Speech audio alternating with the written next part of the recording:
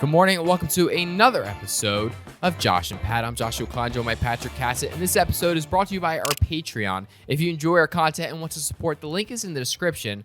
But last night we watched the Saints and the Jaguars, and a player that Patrick believes is the best on the field.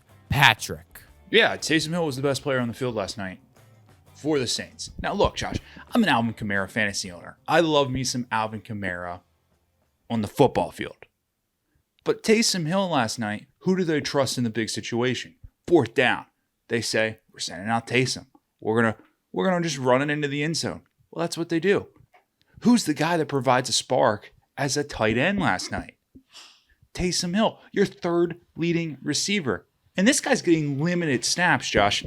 He's an X factor last night. Now, moving forward, who knows? But last night, you needed more Taysom Hill. Well, of course, and they trusted him so much that they are going to throw him the ball in the final play of the game, right? Nope. My point exactly. If he was the greatest player on the field, it feels like they would probably try to find a way to give him the ball in the last play when things matter most. Instead, no, they go to Moreau, who has an infamous drop.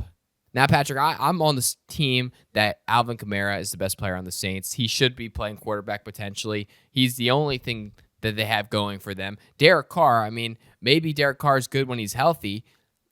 I don't know if we've ever seen him healthy. I don't know if he'll ever be healthy, Josh. I mean, the guy looked like operation last night. Oh, dude, it was bad. I think he had some shoulder problems. I think he had some leg problems. He was fighting through it though. No tears were shed, which is not. Yeah, no tears were shed, which is it's not unlike Derek Carr. But Patrick, what's the bright side for the Saints going into next week, where they really, they scored their first touchdown at home in like a year, right? Mm-hmm. Congrats. Not really a year, probably kind of around a year is what we feel like if you're a Saints fan, especially. And you have a backup quarterback named Jameis Winston, who some people are saying should get the starting job. You have the only bright spot of your team being a tight end and a running back. Mm-hmm. It feels like they're in a tough spot. What's their next steps? Yeah, but Josh, you just got to let Jamal Williams get healthy. And that's why you brought in the guy. You bring in Jamal Williams so you can take the load off of Alvin Kamara. And we see that they didn't do that last night, but maybe they should. So moving forward, here's the good thing for the Saints. Yeah. They play the Colts and the Bears next. So if you can't beat them, pack it in. Head to Cancun. Minshew Mania is insane, though. Yeah, you bring up an excellent point, Patrick. They brought in Jamal Williams, who I was told was to help, relieve the load of Alvin Kamara, who basically is that offense. He led the team in receiving and rushing yesterday. You bring in Jamal Williams, and you just don't give him the ball at all. And was maybe he too focused on trading autographs for anime merch? Maybe. But it feels like he had a 1,000-yard rushing season last year. That's still pretty good. Pretty solid. And if you're Jamal Williams, you're looking around. You're going, Dennis Allen, give me on the field, man. And they didn't do that. Taysom Hill had just as many snaps at running back last night as Jamal Williams. I'll tell you what, though, seeing Michael Thomas get the touchdown, it felt like we were getting a throwback. Really the only play he was involved in the whole game, but it was crazy. Congrats to Michael Thomas for making it to week 6. Oh, man. Yeah. Huge. I didn't even realize. This is his most successful season he's had in decades. Yeah, I think so. Also, a big spotlight of this game last night, Patrick, and we have to talk about it because it comes up every week. It's probably the number one trending thing on every Thursday night game, and it's Al Michaels. And people say he lost the sauce, and we've been on this program defending Al Michaels before. And last night we saw blue check marks going after Al Michaels, and I have to remind everyone that he's a legend before we get into this conversation. And I hope everyone knows that and remembers that. Patrick, what was your take on Al Michaels last night? I just want to make Thursday Night Football great again. And I think part of doing that is keeping Al Michaels. Do you believe in miracles, Josh? Yes, I do. And I think the guy can turn it around. I think he can. And you know what? He will, because he is that guy. He's got that dog in him. Now, we got to clean some of it up. But you know what? Let's give him time. He just needs more time. Yeah, he needs more time because he hasn't been doing it long enough to really find his groove, right? And you That's got the to thing, think, Patrick. It's like you got to think, Josh. This is his second year, new home. We all know it takes at least a handful of years to get used to of course, calling it at a new station. Well, that's the thing. That's the thing. It feels like he knows his voice. He's gonna be the way he is, and if you don't like it, it's probably not changing. Like, hate to say it, pal. Like, maybe go watch another football game on Thursday. Apparently, they happen. Apparently, college just doesn't care. Could have watched Tulsa last night lose. Apparently. Okay, moving on. Saquon trade rumors, Patrick, they're happening. This is a wild time because if you asked the Giants going into the season what kind of team they had, they said easily we have a playoff team because we had a playoff team last year. Things didn't change too much from last year to this year. We get Saquon healthier every day because remember, he's always struggled with injuries here. You got Daniel Jones locked down, paid, and now we're at the point where they're so bad that they're shopping around their best player. Yeah. When you look at the Giants, what are you supposed to do? They're in mayhem, Josh. And so if you're Saquon, you got to think there's some awesome places that you get to go. Now, here's the spin zone. You trade for Saquon, he's going to get hurt. Like, there's just no way. There's no way he's going to actually play for your team. Is there a way you could trade like half a first-round pick? That would, we can call it contingency, Josh. Yeah, you trade the half first-round pick, maybe like if he gets hurt. You find a way to do that. These GMs are smart. They can work it around. Patrick, who do you think Saquon lands? Like, who's trading for a running back in a market where basically everyone said we're not paying for running backs? Saquon gets a bigger deal than most, and there's not that many teams, I think, that are a stud running back away from becoming great. There's a team that's out there, Josh. It's near and dear to some on the program. There's a team. You go down to the Inner Harbor. You go down. It's in Baltimore. And the Ravens, they're running back away. That's what I'm told. They're running back away from making this Todd Monken offense. Take it to the next level. I see that. It just doesn't make any sense to me because you have the Ravens, the way they've operated is pretty much every single running back that they've brought in has performed the exact same in the system. It's a new system, if you though, Josh. had like a full list system of the amount of running backs that the Ravens have had in the last 3 years, I think you would probably just be shocked. And Patrick says it's a new system. I think the Ravens running backs have been balling for the most part. I don't know about that one, Josh. I think that's a stretch there. They're not last in the run game. No, they're not. But Lamar's got heavy shoulders. Lamar right now is a top 20 running back in the league. So, that's I would imagine you want to take some pressure off. As he should be. You pay for the legs. Yeah. So, considering that there's not another rusher that's over 300 yards on the season yet, I think that's an issue. Well, we just have a diverse backfield. Yeah, it's a diverse backfield, and you know that because they're splitting carries. Yeah, they got like 5 guys back there. So what are you supposed to do? Yeah, and you wait until like you start putting in like Tyler Huntley, in the special package. Because you have Lamar Jackson rushing, Gus Edwards rushing, boom, Hill rushing, boom, Melvin Gordon rushing, boom, Keaton Mitchell rushing. Never's gotten a carry, but he's there. He's rushing. He's there. He's in the building.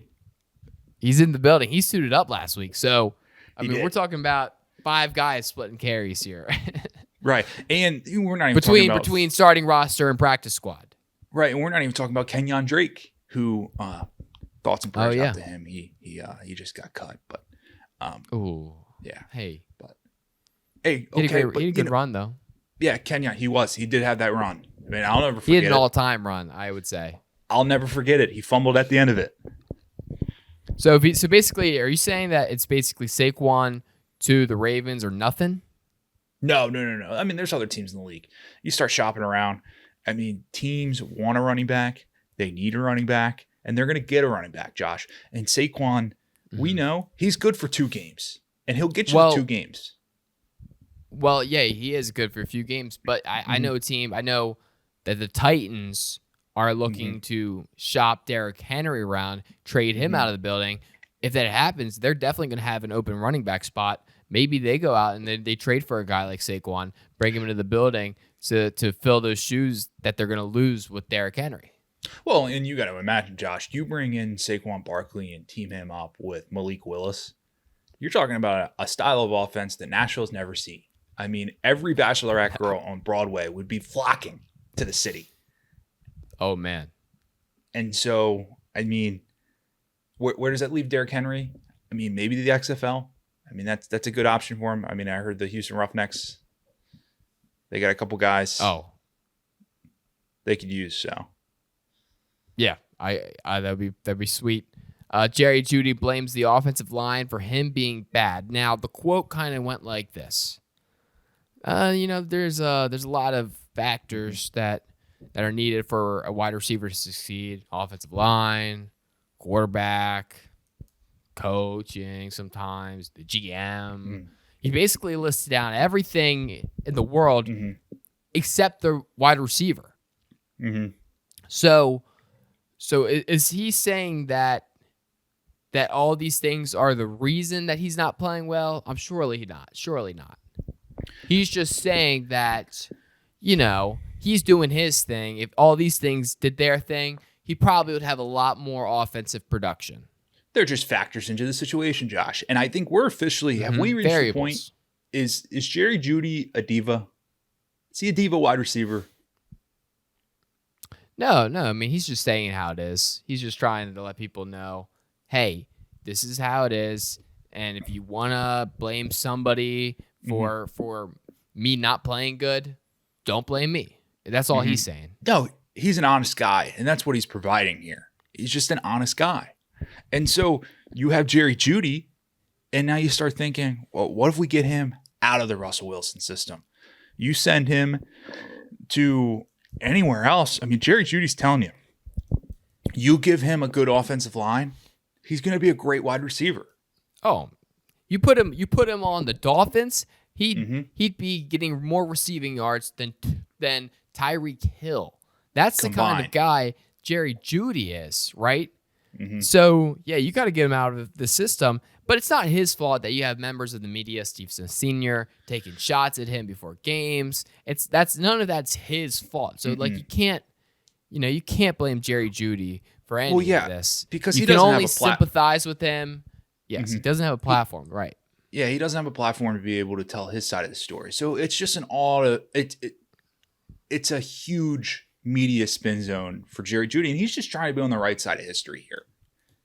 Hey, we're rooting for you, Jeudy. We hope that you get in a system that treats you well, and then we hope that the offensive line starts playing better, that Russell Wilson starts playing better, the coaching becomes better, the GMing becomes better. The water boys, they get better at handing the water bottle to you.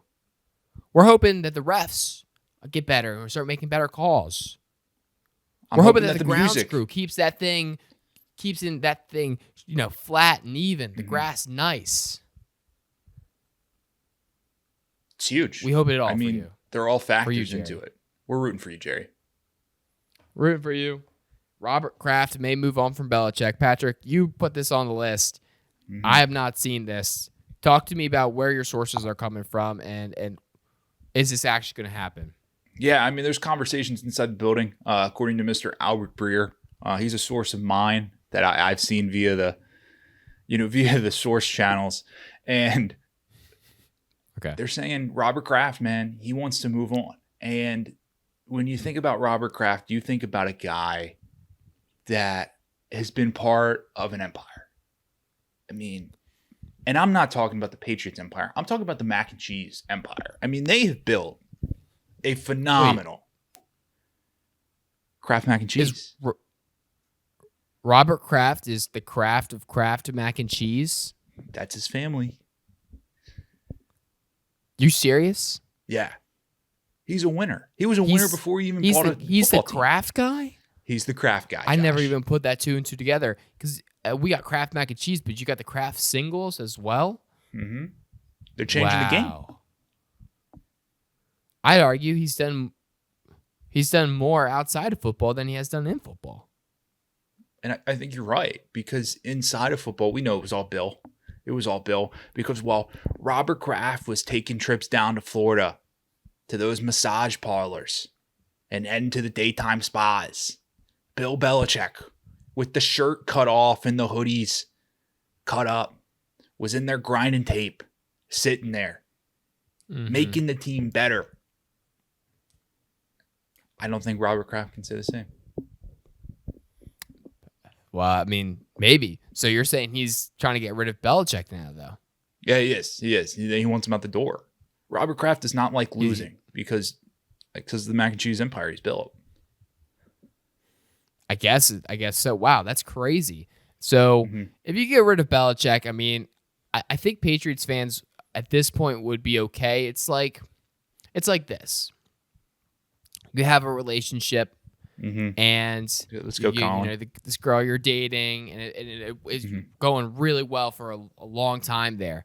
And it's like you have the option of you could either break up because of like they move, across the world and you no longer can see them anymore. And it's like, it's just heartbreaking. The people, you'll never get over that because you're always going to wonder like, man, like how did we lose that person? Or you could just be a part of that relationship becoming a dumpster fire, and that makes it a lot easier to separate, I think. Yeah, and you're watching. It's not, you never root for that. You never root for that, but it definitely makes the separation a little bit easier. Yeah, we're a show about love. It's like and sometimes in their relationship, you almost want it to end on bad terms because the heartbreak of it ending on good terms is so much. Because you're always thinking we could have more. Well, sometimes enjoy the moments. Bingo. Well, this is the same thing I think with Patriots fans and Belichick is that when Tom retired, Belichick, if he retired, I think that heartbreak would have been too much. Now I think it's like, hey, we remember the good times. They were good, but right. Yeah, this isn't for us anymore. Right, because imagine it's like you're living in Boston, Josh, and your girlfriend's like, you know what? I'm heading down. I got a new opportunity, and I'm heading to Tampa. And that distance, I think, is going to get to you after a while, especially when you're seeing the person in Tampa. Yeah, she's living her best life. I mean, may have gone through some relationship issues of her own, but it's coming off on an even better side. And you start dating your side chick. Who you and your side chick always had a great relationship when you were with your main girlfriend because and it was all going well, and then you'd start dating the side chick and you thought maybe she was the main chick the whole time. Turns out she was not, and turns out she's more of a complimentary piece. Yeah, and it's a sad day to realize that. Yeah. Man, I hope they find somebody to replace Belichick. Who, if they do, I would not want. I mean, that's gonna be the toughest job to ever walk into. You're gonna be scrutinized so fast, like the standard that you're gonna be held to. I'm calling my shot. It's Bill O'Brien. No way. That'd be. It's an internal hire. So sweet. That'd be so. They'd be so upset. I mean, hey, Belichick's son's on the team. He's on the staff. You bring in Steve. I mean, imagine the facial reactions we get with Steve as the head coach. Oh my goodness. That pencil, man. Ooh. Well, that's more Patricia. Oh, wait, that's right. See, he was the pencil. And then Steve was the face guy. Yeah. Gotcha. Yeah, Mm-hmm. that makes sense. Man, that'd be fun. Cool. I think that's it. Any updates from you, Patrick, in life? Well, we got Josh and Pat game of the week. We do have that. I did forget that. Game of the week. It's a big one, Patrick. Why don't you introduce it? Yeah. So, I mean, this is two quarterbacks that are looking for an absolute comeback game. I mean, we got Joshua Dobbs. He's fighting for his starting position because his little counterpart, Kyler Murray, apparently is coming back from injury. But I don't think that's going to stop Josh Dobbs. I don't believe it. I'll believe him coming back when I see it. But continue. And then there's a quarterback that struggled last week, but he hasn't wrote back. Mm-hmm. Well, and some you people are saying send he has playoff adjacent quarterback with a quarterback that hasn't wrote back. That's what you get with Josh and Pat's game of the week. Yeah, it's gonna be exciting. Personally, it's hard for me to not go with the quarterback who allegedly hasn't written back, even though we feel like he might have. But I think the spread's like 6.5, and if that's the case, I'm going Joshua Dobbs to cover. Really? I'm taking Seahawks here, late touchdown. Joshua Dobbs does everything he can. It's going to be a very high scoring game, but I like the Seahawks to cover. I mean, Joshua Dobbs, talk about a guy who could do the Jerry Jeudy song and dance. Mm-hmm. He doesn't, but he doesn't. He's a team first guy. Guy. So that's awesome. Life update, half marathon training. We are 8 days away. Oh, that's good. The other day I took a run. I said I was going to go 6 miles. I made it 2. So we have some catching up to do this week. My goal today is if I could just run 11 miles today, I think we'll be right where we need to be. So I mean, that's all you got to do. Just 11 miles a day. That's an easy. So what I'm thinking is have somebody drive me 11 miles away from my house, take my phone so I can't call for help, and then just force myself to get back. No, I think you got it wrong. I think you got to do the office fun run idea where, Stanley and the boys, they head off, they get some lunch during the race, and then you just meet them at the finish line. Yes. Oh man, there's a chance. There's a lot of lunch stops actually on the course. Yeah, because you got to think about it, Josh. It's like you paid the money to do this, and you're not ready, but you're gonna get the T-shirt. Hey, don't say that. I'm gonna get ready. You've got the T-shirt to prove that you did it, and you're still going to show up at that starting line, and you're going to show up at the finish line. Now, what happens in between? There might be a little bit of a blank space there, but that's okay. I'm going to do it, Patrick. I believe in myself. I just got to be able to move for like 3 hours. Yeah, it seems like a huge issue. That's just we'll be fine. We'll be good. Yeah, we'll be good. You'll be fine. Cool. And that's the show, guys. Just make sure you guys go and DM us on Instagram at Picks and Pancakes if you want a free mug. Also, go to picksandpancakes.com to read everything that's happening in sports. Mm-hmm. We're going to see you guys on Sunday night for Josh and Pat live stream on TikTok. And then we're also going to see you on Monday again for another episode of Josh and Pat. Patrick, a peace. Peace.